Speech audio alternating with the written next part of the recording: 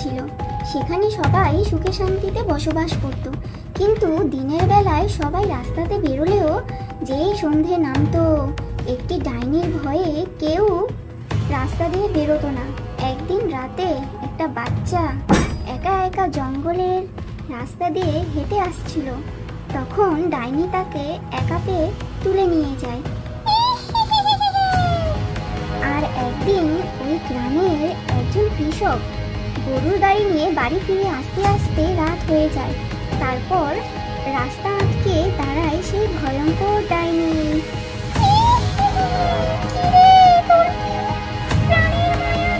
তুই এখানে তোর প্রাণ দিতে চলে এসেছিস? এবারের মতন ক্ষমা করে দাও, আর আসবো না, সত্যি বলছি। ওরে বাবা গো, ভূত ভূত, বাঁচাও বাঁচাও।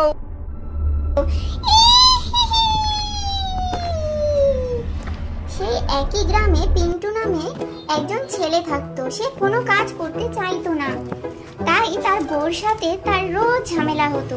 একদিন পিন্টু বউয়ের সাথে ঝগড়া করে বাইরে বেরিয়ে গেল, কিন্তু তার বউকে কিছু কথা বলার জন্য সে আবার ঘরে ফিরে এলো। কিন্তু ঘরে এসে দেখলো তার বউ আর তার বউর বান্ধবী মিলে দুজনে যুক্তি করছে পিন্টুকে ডাইনি সেজে ভয় দেখিয়ে কাজ করতে বাধ্য করবে। তারা দুজনে যুক্তি করে ঠিক করলো সে আজ রাতে পিন্টু যখন জঙ্গলের রাস্তা দিয়ে ফিরবে তখন ডাইনি সেজে ভয় দেখাবে তার বউ। কিন্তু পিন্টু আড়াল দিয়ে সব শুনে নিল আর মনে মনে ঠিক করলো রাত্রে যখন তার বউ ডাইনি সেজে ভয় দেখাতে আসবে তখন তাকে ধরে খুব মারবে, উচিত শিক্ষা দেবে।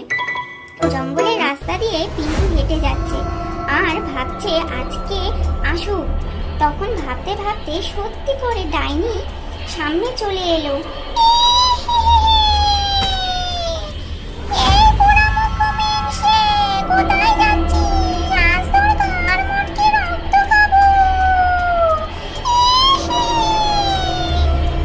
তবে রে, আয় আয়, আজ তোকে দেখাচ্ছি মজা। পিন্টু ডাইনির গলা টিপে ধরতে মারতে লাগলো, কিন্তু হঠাৎ পিন্টু সামনের দিকে তাকিয়ে দেখলো তার বউ হেঁটে আসছে। তখন পিন্টু বুঝতে পারলো যে ওটা তার বউ নয়, সত্যিকারের ডাইনি। কিন্তু পিন্টুর হাতে মার খেয়ে ডাইনি বলে উঠলো, আমাকে ছেড়ে দে না রে, তুই যা বলবি তাই করব। এই গ্রাম ছেড়ে চলে যাব, তোকে অনেক ধন সম্পদ দিয়ে যাব, আজকে ছেড়ে দে না রে।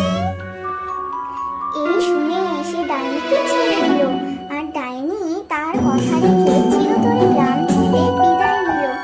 আর এরপর গ্রামের সবাই সুখে শান্তিতে বসবাস করতে লাগলো।